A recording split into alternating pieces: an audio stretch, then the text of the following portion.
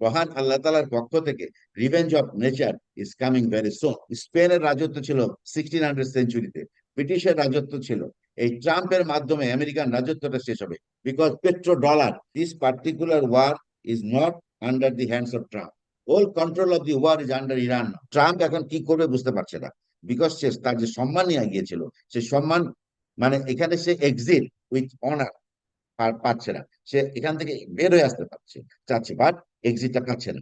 Is trying to find out, এই জন্য সে রাশিয়ার পিছনে ছুটতেছে। আমরা 28 ফেব্রুয়ারিতে এই যুদ্ধটা শুরু হয়েছিল। আমেরিকান এবং ইসরায়েলরা ভেবেছিল যে ভেরি কুইক পসিবল টাইমে তারা একটা জয়ের মুখ দেখতে পাবে, এবং তাদের যে আন্ডারস্ট্যান্ডিং ছিল বা কনসেপ্ট ছিল যে তারা কঠিন এয়ার স্ট্রাইক করে শত্রুকে দমাতে পারবে। বাট অ্যাকচুয়ালি, হ্যালো, জি জি, শুনতে পাচ্ছি স্পষ্ট। জি, বাট অ্যাকচুয়ালি কিন্তু এটা হয় নাই, এটা হয় নাই। এবং এটা যে যুদ্ধটা যে এখন সম্পূর্ণভাবে, আমি যদি বলি এটা ইরানের কন্ট্রোল করা, ইরান কন্ট্রোল হয়ে গেছে। ইরানের ছিল বেসিক্যালি ইনিশিয়ালি এটা অস্তিত্বের লড়াই প্রথমে, বিকজ দিস ওয়াজ ইনভাইটেড। এটা কিন্তু ইরান ইনভাইট করেনি, এটা আমেরিকান ইসরায়েলরা এটা চাপিয়ে দিয়েছে এই যুদ্ধটা। এবং আপনারা জানেন যে আমরা যদি রিভলিউশন দেখি, ইসরায়েল আহ, যেটা আপনার রিভলিউশন 1978-এ হয়েছিল, যে রিভলিউশনের পর থেকেই ইরান কিন্তু প্রিপেয়ার ছিল। আর তারপর থেকেই যে ইরানের উন্নতি, ইরান ছিল প্রিপেয়ার ছিল তাদের উপরে কোনো সময় ইসরায়েল এবং আমেরিকা অ্যাটাক করবে। এবং আমরা দেখি গত 20 বছরে, 2 দশক ধরে মোসাদ কিন্তু ইরানের ভিতরে খুব কঠিন ভাবে কাজ করছে। এবং মোসাদ তারা যথেষ্ট শক্তিশালী ছিল ইরানের ভিতরে। এবং এই এবং তারা মোসাদের মাধ্যমে একটা অস্থিরতা তৈরি করে তার তাদের এই রাষ্ট্রটাকে, রাষ্ট্রের ভিতর দিয়ে কিছু কন্ট্রোল করতে চেয়েছিল, যেটা ইনিশিয়ালি হয়তো বা মোসাদের কিছু কার্যক্রম আমরা দেখেছি এই যুদ্ধে। মোসাদ যেরকম অনেক কিছু ইনফরমেশন দিয়েছে। হাউএভার এখন ইরান এই এই এখানে যদি আমরা দেখি, ইরান কাউন্টার অ্যাটাক করলো প্রথমে। কোথায় কোথায় করলো? কুয়েতের সামরিক ঘাঁটিতে করেছে, বাহরাইনের মিনা সালমান বন্দরে, যেটা মার্কিন ঘাঁটিতে করেছে, এবং হরমুজ প্রণালীর আশেপাশে করেছে। এখন ইরান কেন যুদ্ধটা প্রলং চাচ্ছে? ইরান যুদ্ধটা প্রলং চাচ্ছে বিকজ এই যুদ্ধটা আমেরিকার জন্য খুব এক্সপেন্সিভ, বাট ইরানের জন্য এরকম এক্সপেন্সিভ না। Why the war is expensive for America, এটা আমি পরে আসতেছি। ফার্স্ট হচ্ছে যে তারা ফার্স্ট জয়লাভ চায় এবং শক্তিশালী এবং একটি স্থায়ী ফল চায়। হ্যাঁ, এবং এটা কারণ হচ্ছে আহ, ইরান ইসরায়েল এবং ইউএসএ কে দীর্ঘ সংঘাতে রাখতে চায়। কারণ তারা, এখানে আমরা বলি process of attrition. Process of অ্যাট্রিশনটা কি? ধীরে ধীরে তাদেরকে, এটা এক্সপেন্সিভ যেহেতু তাদের জন্য যুদ্ধ, এটা আমি বলবো কেন পরবর্তীতে, তাদেরকে প্রসেস অফ অ্যাট্রিশন ধীরে ধীরে ক্ষয় করে দিতে যাচ্ছে। তাদের পপুলার সাপোর্ট কমে যাচ্ছে, বিকজ এখানে কোনো মোটিভেটেড সোলজার নাই। আমেরিকায় কোনো মোটিভেটেড সোলজার নাই। রাইটনেস অফ কজ আর মোটিভেটেড সোলজার দুটো শব্দ আমরা মিলিটারিতে শিখি। যখন আপনি কোনো একটা যুদ্ধে যাবেন, সোলজারদের ওই কজের, তাদের রাইটনেস থাকতে হবে, যে এটা সত্যিকার রাইট আছে যুদ্ধ করার। যেটা আমরা স্বাধীনতা যুদ্ধের সময় আমাদের মধ্যে একটা মোটিভেশন ছিল। কি মোটিভেশন ছিল? যে আমাদের এটা অধিকার, আমরা আমার অধিকার পাই না, এই জন্য আমরা যুদ্ধ করছি। মোটিভেটেড ছিল। এবং রাইটনেস অফ দি কজের একটা কারণ ছিল, যেটা আমেরিকানদের নাই। বিকজ আমেরিকা নিজেরা যে ওখানে একটা ইনভাইট করেছে। বাট এখন বর্তমানে রাজনৈতিক পরিস্থিতিতে ইরানের ভিতরে একটা রাজনৈতিক ঐক্য তৈরি করে ফেলেছে। এবং তারা ভেবেছিল যে এখানে কিন্তু ইরানের এই সরকারের বিপক্ষে অনেক লোক ছিল যারা মোসাদকে হেল্প করতো, রেজা শাহ পাহলভীর সেই দলগুলোকে যদি আমরা বলি। কিন্তু এখন দেখা যাচ্ছে যে একটা টোটাল একটা সাপোর্ট, পপুলার সাপোর্ট তৈরি হয়েছে for the Iran government to continue with the war. এই পার্সপেক্টিভে তারা ইরান ইরান একটা সাপোর্ট পাচ্ছে, যুদ্ধের সাপোর্ট পাচ্ছে, হুইচ ইজ ভেরি ইম্পর্টেন্ট। এবং ইরানের প্রত্যেকটা সোলজার মোটিভেটেড। এবং তারা কোন কনসেপ্টে যুদ্ধ করছে আমি এটা আসতেছি, কোন ডিফেন্স কনসেপ্টে যুদ্ধটা চালাচ্ছে। এবং ফিলিস্তিন ইস্যুতে তারা রাজনৈতিক চাপ বাড়াতে এই সংঘাতকে একটা কাজে লাগাতে চাচ্ছে। এবং তারা অনেক সময় ধরে ইউএসএ কে এবং ইসরায়েলকে এঙ্গেজ রাখতে চাচ্ছে এই যুদ্ধে। সো তারা আজকে সকালে, if I am not wrong, আজকে সকালে কিন্তু তেল আবিবে একটা আক্রমণ হয়েছে 5 ডেজ পজের পরেও। হ্যাঁ, I hope this information is correct, because এত বেশি ইনফরমেশন আসতেছে সোশ্যাল মিডিয়াতে, কোনটা এআই দিয়ে আসতেছে, কোনটা কিভাবে আসতেছে, is very difficult to understand. তো আমি যতটুকু জানি আজকে তেল আবিবে একটা আক্রমণ হয়েছে সত্যি। আচ্ছা, মিলিটারি স্ট্র্যাটেজি যেটা আমি যেটা বললাম, রাজনৈতিক একটা ঐক্যমত তৈরি হয়েছে ইরানের ভিতরে। সো আমরা ইরানকে দেখতেছি motivated soldiers, righteousness of the cause. হ্যাঁ, on the other hand US এর মোটিভেটেড সোলজার না, তাদের রিটায়ার্ড জেনারেল এবং একজন রিটায়ার্ড, একজন তো কি বলে নিজেই ছেড়ে দিয়েছে, রিজাইন দিয়েছে, সাম গোয়েন্দা সংস্থা প্রধান। So so they are not motivated, soldiers are not, why they are fighting for it. So এখানে তো বিরাট একটা ফাঁক থাকে, এবং ট্রাম্প যেটা একটা একটা একটা ইসে বুবি ট্র্যাপে পড়ে গেছে এখন ট্রাম্প। সো ট্রাম্প এখন কি করবে বুঝতে পারছে না, বিকজ সে তার যে সম্মান নিয়ে গিয়েছিল, সে সম্মান, মানে এখানে সে এক্সিট উইথ অনার পাচ্ছে না, সে এখান থেকে বের হয়ে আসতে পারছে, চাচ্ছে, বাট এক্সিটটা পাচ্ছে না। Is trying to find out, এই জন্য সে রাশিয়ার পিছনে ছুটতেছে। আচ্ছা, যে স্ট্র্যাটেজিটা আপনার কি বলে ইরান ব্যবহার করছে, এটাকে বলে মোজাইক ডিফেন্স। মোজাইক ডিফেন্স বা ডিসেন্ট্রালাইজড ডিফেন্স ম্যানেজমেন্ট। হ্যাঁ, what is mosaic defence? Mosaic ডিফেন্সের কনসেপ্টটা হচ্ছে, ধারণাটা হচ্ছে যে ডিসেন্ট্রালাইজড আপনার ডিফেন্স ম্যানেজমেন্ট।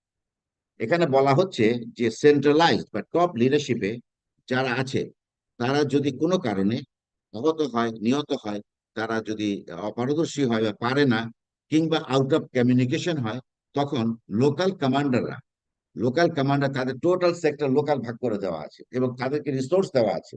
লোকাল কমান্ডাররা তখন তাদের এরিয়া অফ রেসপন্সিবিলিটি থেকে যে যার মতো সিদ্ধান্ত নিতে পারবে। Flexibility of command, flexibility of command is very important. এবং সরি, তারা তাদের এই রেসপন্সিবিলিটি কন্ডাক্ট করতে পারবে, অপারেশন, ড্রোন হামলা করতে পারবে, গেরিলা অপারেশন করতে পারবে, ক্ষেপণাস্ত্র হামলা চালাতে পারবে local commanders, without inform, because they have no contact with the centralise command, central ধ্বংস হয়ে গেছে। তো তারা এতদূর পর্যন্ত গেছে এই মোজাইক ডিফেন্স। হ্যাঁ, এইখানে এই এই এই কনসেপ্টের উদ্দেশ্যটা হচ্ছে যে নট টু উইন ফার্স্ট, শুনেন কিন্তু, যুদ্ধে তাড়াতাড়ি জয়লাভ করা উদ্দেশ্য না। হ্যাঁ, rather to make tired, attrited to the enemy, এনিমিকে টায়ার্ড করে দেওয়া, এনিমিকে অ্যাট্রিশন করে দেওয়া, এবং তাদেরকে এঙ্গেজ রাখা একটা এক্সপেন্সিভ এক্সপেন্সিভ একটা ওয়ারে।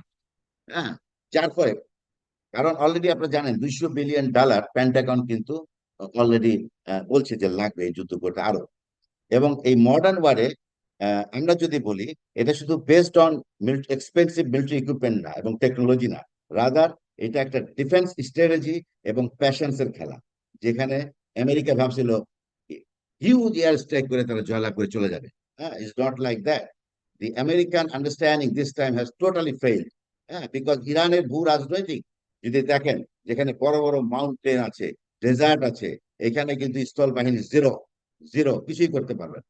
সো ইরানের তৈরি শাহেদ সিরিজের যদি একটা ড্রোন ধরেন, শাহেদ সিরিজের ড্রোন, এটার দাম হচ্ছে $few thousand। হ্যাঁ, 6-7-8 হাজার ডলার, আমি যতটুকু জানি, I am not exactly correct, but জানি $few thousand। বাট এই ড্রোনটাকে যারা যদি ইসরায়েলের উপরে ছাড়ে, ইসরায়েলকে প্রতিহত করতে এটা কয়েক বিলিয়ন ডলারের ডিফেন্স ইকুইপমেন্ট লাগবে। সো সাগর ভাই, বোঝার চেষ্টা করেন, এই 5-6 হাজারের ড্রোনকে আপনার উপরে আঘাত আমি করতে যাচ্ছি, এবং আপনি যদি এটাকে প্রতিহত করতে চান, আপনার কয়েক বিলিয়ন ডলারের আপনার ডিফেন্সিভ ইকুইপমেন্ট লাগছে।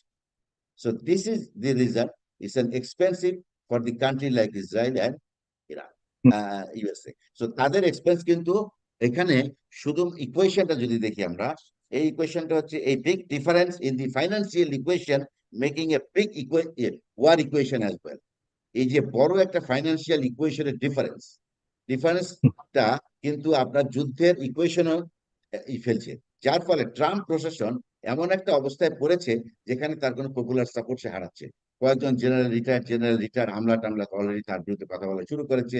তারপরে মোটিভেটেড সোলজার নাই।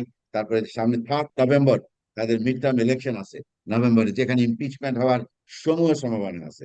তো এগুলো সবকিছু তাকে টালমাটাল বানিয়ে ফেলছে ট্রাম্পে, বিকজ তাদের যে গোয়েন্দা প্রতিবেদন অনুযায়ী তারা যে যুদ্ধটা এগিয়েছিল, তারা আসলে বুঝতে পারেনি ইরান যে গত 3 দশক ধরে, বা আমি 79-এর পর থেকে ইরান যে নিজেদেরকে প্রস্তুতি করছিল, এবং ইরানের উপরে যে পরিমাণ স্যাংশন দিয়েছে গত কয়েক বছরে, তাদের উপরে যে পরিমাণ আনজাস্ট করা হয়েছে, আমার মনে হয় মহান আল্লাহ তালার পক্ষ থেকে revenge of nature is coming very soon. Because পৃথিবীতে কোনো রাজত্বই টিকে নাই, স্পেনের রাজত্ব ছিল 1600 সেঞ্চুরিতে, ব্রিটিশের রাজত্ব ছিল। ঠিক আছে, আমার মনে হচ্ছে এই ট্রাম্পের মাধ্যমে আমেরিকান রাজত্বটা শেষ হবে।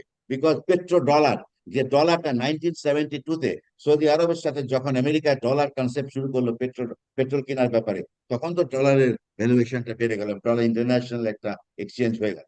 সো এখন কিন্তু আমরা দেখতে পাচ্ছি শুধু এটা একটা যুদ্ধ না, এটা পেট্রোল ডলার ইকুয়েশন হতে পারে একটা। আমরা হয়তো এখন ডলার কিনবো, ইউএনএ কিনতে পারি বা রুবেলে কিনতে হইতে পারে, I don't know. But Trump কিন্তু একটা খুব কঠিন অবস্থায় আছে। দি জি whole control of the war is under Iran now. Iran এই যুদ্ধটাকে কন্ট্রোল করছে। আমি লাস্ট একটা কথা বলবো, ইসরায়েলের সাবেক একজন সামরিক কমান্ডার মেজিক ক্রিক একটা কথা বলছিলেন, যে তার যে বিরাট এক্সপেরিয়েন্স থেকে, যে ইসরায়েলকে আসলে আমরা, ইসরায়েল শুধু তাদের ফাইটার এয়ারক্রাফটটাকে হাইলি মডার্ন ইকুইপমেন্ট বানিয়েছে, But তাদের সাথে যে তাদের নেভি ল্যান্ড, এগুলো কিন্তু সেই সমপরিমাণ কোঅর্ডিনেশনটা নাই, উইচ ইজ অ্যানাদার প্রবলেম। এবং এই যুদ্ধটা না হলে আমরা হয়তোবা বুঝতাম না যে সামনে যে ইসরায়েলের কত লিমিটেশন আছে। হুম, হ্যালো, জি, জি ইসরায়েলের কত লিমিটেশন আছে। তো আমি যেটা বলতেছিলাম, this particular war is not under the hands of Trump. This war, the control over the war is Iran. Iran চাচ্ছে এটা প্রলংড হোক, because it will bring more more more money from the pocket of Trump. জি আর আমরা 200 যতটুকু billion বুঝতে পেরেছি dollar brigadier general, আপনার কথাতে যতটুকু বুঝতে পেরেছি, আপনি চমৎকার ভাবে বলেছেন যে এটি এখন এই যুদ্ধটির নিয়ন্ত্রণ সম্পূর্ণভাবে ইরানের হাতে আছে। আর ইরান এখন শুধুমাত্র এখন অর্থনৈতিক ক্ষতির টাকেই সবচেয়ে বেশি টার্গেট করছে। পশ্চিমাদের অর্থনৈতিক ক্ষতিটাই সবচেয়ে যেন তাদের বড় অস্ত্র হলো, যে কম দামি অস্ত্র দিয়ে বেশি দামি অস্ত্রকে ধ্বংস করা এবং সেই হ্যাঁ, সব দেশের অর্থনীতিকে ধ্বংস করে একটা এক্স্যাক্টলি। আন্তর্জাতিক চাপে ফেলা, এবং সেই প্লাস আন্তর্জাতিক চাপের ফলে ইরান শেষ পর্যন্ত তাদের পক্ষে রায়টা আনতে পারবে, বিজয়টা আনতে পারবে প্লাস এর এই যে কাছাকাছি। ডিফেন্সের কনসেপ্ট দিয়েছে, মোজাইক ডিফেন্স, তারা হুম তারা এই পর্যন্ত গেছে, তাদের কন্টিনজেন্সি এত স্ট্রং। কন্টিনজেন্সি মানে what are the future possibilities, কি কি হতে পারে, সেটাও তারা হুম কিন্তু ঠিক করে রেখেছে। যে আমরা যদি মরে যাই কি হবে, what will be happening, what will be next layer of command, কি করবে তারা, কিভাবে অপারেশন চালাবে, এবং মানে রাজনৈতিক, সেখানে তাদের কোনো ঘাটতি নাই, লিডারশিপে কোনো হ্যাঁ, ঘাটতি নাই মনে তাদের হচ্ছে। লিডারশিপ, তাদের নেক্সট লেয়ার অফ লিডারশিপ, তাদের টোটাল যে পপুলার সাপোর্ট, পুরা হুম ইরানবাসী এখন এই যুদ্ধের পক্ষে, যারা কিন্তু ইনিশিয়ালি 28শে ফেব্রুয়ারি পক্ষে ফার্স্ট ছিল উইক না, অফ দ্য সরকার মার্চ পক্ষে তারা কিন্তু বিপক্ষে ছিল, এখন কিন্তু হোল বিপক্ষে ছিল। জি সো দিস ইজ জি পপুলার আপনাকে সাপোর্ট এন্ড ধন্যবাদ, খুব রাইটনেস অফ চমৎকার কজ, ভাবে বলেছেন। ভেরি আমি ইম্পর্টেন্ট। জি আপনাকে অনেক ধন্যবাদ।